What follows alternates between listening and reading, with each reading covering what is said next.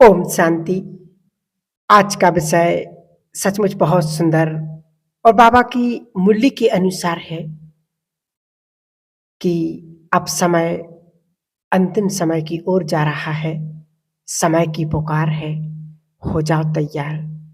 क्योंकि आज बाबा ने बिल्कुल स्पष्ट मुरली में कहा, साकार मुरली में, आज की ही मुरली में, कि बच्चे ये जो बॉम्ब्स आदि बना रहे हैं, ये कोई रखने के लिए नहीं बना रहे और बढ़ने ही हैं और बनाते ही जाएंगे। ये बाबा ने कहा ड्रामा अनुसार इस सृष्टि का परिवर्तन और नई सृष्टि की स्थापना होनी है, इसलिए ये तो होना ही है। इसलिए हमें प्रकृति के पांचों तत्वों को भी सकाश देना है। बाबा ने कहा कि बच्चे प्रकृति के पांच तत्व भी अपना प्रकोप दिखाएंगे, इसलिए हमें इनको भी बहुत बहुत सकाश देना है, क्योंकि इनको जरूरत भी है। आज समय हम देख रहे हैं कि प्रकृति के पांचों तत्व भी दूषित हो चुके हैं, तो हमें इन्हें भी सकाश देना है और अपने जीवन में एक बार की हुई गलती को दोबारा नहीं करना है। क्योंकि एक तो ये होता है पाप करना, परंतु उससे भी बड़ा अपराध होता है करके छिपाना। सबसे पहला पश्चाताप, बाबा ने कहा सबसे पहली बात जिसके लिए ब्राह्मणों को पश्चाताप करना पड़ेगा और हम उस लिस्ट में ना आए। यदि हम चाहते हैं तो अभी सावधान, अभी अलर्ट और अभी जागृत, अभी ही चौकन्ना, अभी ही माइंडफुल हो जाना है। जैसे हमने कहा रिपेंटेंस, ये सबसे पहला है याद।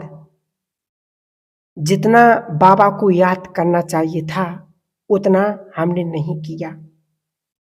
जितना अशरीरी बनना था हम नहीं बने। जितनी ड्रिल करनी चाहिए थी नहीं की। आत्म अभिमानी बनना चाहिए था उतना नहीं बने।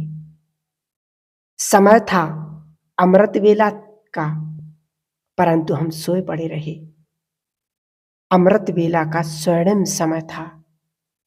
आज सुबह की साकार मुरली अशरीरी हो जाओ तो बाबा कहते दुनिया को प्रभाव पड़ेगा। इस घर परिवार को संभालती हुई ट्रस्टी रहना है। ये बाबा ने कहा सन्नाटा सा छा जाए, हम हमेशा अनियमित, हम कभी कर रहे कभी नहीं कर रहे, चार्ट भी अप डाउन। सबसे बड़ा पश्चाताप तो इस बात का होगा, रिमेम्बरेंस का, याद का, कि भगवान आया था, कह रहा था कि मुझे याद करो, और हमने कई बार अतीन्द्रिय सुख का भी अनुभव किया। जब जब मधुबन आए तो पता था कि बाबा को हमें पत्र लिखना है, फिर भी हमने नहीं लिखा। तो बाबा कहते इसका भी हमें पश्चाताप करना पड़ेगा, इसका भी हमें बहुत पश्चाताप होगा। तो बाबा कहते अशरीरी हो जा। लेकिन ये भी पता नहीं चला कि लौकिक में आए थे और खलास कैसे हो गई। वो कौन सी आंधी आ गई, वो कौन से तूफान आ गए, और वो कैसे संबंध थे, कड़वाहट छा गई। तो इस कड़वाहट को हमें समाप्त करना है। व्यक्ति है, वस्तु है, पदार्थ हो, चाहे कोई भी साधन हो, कुछ भी हो, धन हो सकता, पद हो सकता, क्या संसार की आसक्ति, भोग विलास क्या है। हम वो सब नहीं कर सकते जो संसार की आत्मा कर रही हैं। वही भाग दौड़, भागे जा रहे, भागे जा रहे, भागे जा रहे। भगवान कह रहा रुको, मैं आया हूं, परंतु ब्राह्मण आत्माएं भी भाग रही हैं उन्हीं वस्तुओं के पीछे, उन्हीं चीजों के पीछे, जिस चीजों के पीछे संसार भाग रहा है। उन्हीं अल्पकाल के नाम मान शान के पीछे सेवाएं दूर हो रही हैं और कुछ और ही कर रही हैं। करना कुछ और चाहिए था, परंतु कर कुछ और रहे हैं। ट्रेन में जा रही बुद्धि कहीं और है। सुबह बाबा कह रहे थे कि ट्रेन पूरी तुम्हारी प्रजा बन जाए, ऐसा तुम्हें पुरुषार्थ करना है। हाथ में लिटरेचर हो, साथ में लाडला कृष्ण, और सेवा करो। और हम किस बात में लगे आज? आत्माओं का कल्याण करने, या खुद ही अपने दुख दर्द में डूबे हुए हैं। खुद ही गलतियां कर रहे और फिर रोज पश्चाताप कर रहे, रोज रो रहे और रोज खत लिख रहे कि बाबा मुझे माफ कर दो। बाबा कहते ये लिखो, आई एम ओके, सब ठीक चल रहा है, शक्तिशाली हूं। अमृत वेला भी शक्तिशाली हुआ। बाबा सेवाएं भी बहुत अच्छी की और मैं संतुष्ट भी रहा। मुझसे सब संतुष्ट रहे। कहीं कोई श्रीमत का उल्लंघन तो नहीं किया। सोते समय ऐसी शक्तिशाली स्थिति में सो जाना, तो सोचो कैसा अमृत वेला होगा। सबसे पहला पश्चाताप पश्चाताप तो याद का होगा, और दूसरा खुद को शक्तिशाली नहीं बनाया। बना सकते थे, समय था। इसका पश्चाताप कि भगवान आया था, हमें सारी शक्तियां दे रहा था, परंतु हम कुछ और बातों में लगे रहे, ईश्वरीय शक्तियों से नहीं भरा।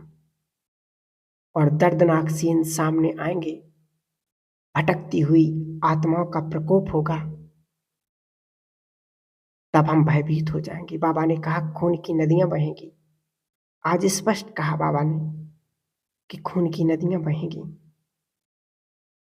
समय था, अवसर था, स्थान था, परंतु मैंने नहीं किया।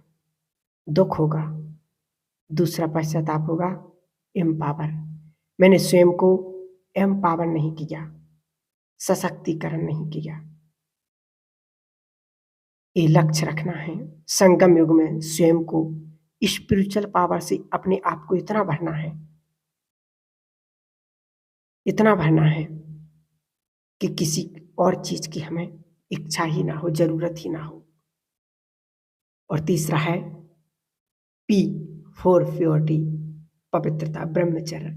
ब्रह्मचर्य यदि तल के संकल्प पर भी खंडित हो रहा, तो आत्मा कमजोर हो जाएगी और हम फिर अंत के समय में हार जाएंगे। इसलिए इस बात का बहुत बहुत ध्यान रखना है कि समय कौन सा चल रहा, मुझे कौन सा पुरुषार्थ करना है। बाबा ने स्पष्ट, बाबा मूल्यों में बिल्कुल स्पष्ट बताते रहते, बस हमें ध्यान देने की बात है और उस बात को करने की बात है, अंडरलाइन करने की बात है, जीवन में चला जाए अंदर, ऐसा हमें पुरुषार्थ करना है। ये अव्यक्त मास चल रहा और इस अव्यक्त मास में स्वयं को इतना भरपूर कर दो, इतना तपा लो कि मुझे किसी भी जन्म में किसी से कुछ मांगने की जरूरत भी ना पड़े। ऐसा हमें श्रेष्ठ पुरुषार्थ, श्रेष्ठ जीवन बनाना है। तभी हम बाबा के लाल कहलाएंगे। क्योंकि जब इस दुनिया से जाएं तो भगवान भी हमारा स्वागत करे कि कोई प्रभु का लाल आ रहा है। ऐसा हमें महान तपस्वी और महान त्यागी बनना है। जो ब्रह्मा बाबा ने त्याग तपस्या की है, वही ब्रह्मा बाप समान बनकर हमें भी संपूर्ण त्यागी और संपूर्ण अनुभवी मूर्त बनना है। तो आज हम जरूर इस बाबा की सुंदर सी बात को अंडरलाइन करेंगे, अपने जीवन को बहुत सुंदर, बहुत श्रेष्ठ और बहुत पावरफुल बनाएंगे। तो सभी भाई बहनें जरूर बाबा को सोते समय खत लिखेंगे, पोता मेल लिखेंगे। जो जो दिन में बातें हुई, अच्छी हुई बुरी हुई, घाटा हुआ, फ़ायदा हुआ, सब कुछ उसको बता कर के, किसी को दुःख दिया, किसी ने सुख दिया, सब कुछ बता कर के फिर जब हम उसकी याद में, उसकी गोद में सिर रख कर के सोएँगे, तो फिर देखना अमृत वेला बहुत पावरफुल और बहुत शक्तिशाली बन जाएगा। ठीक है? ओम शांति, ओम शांति।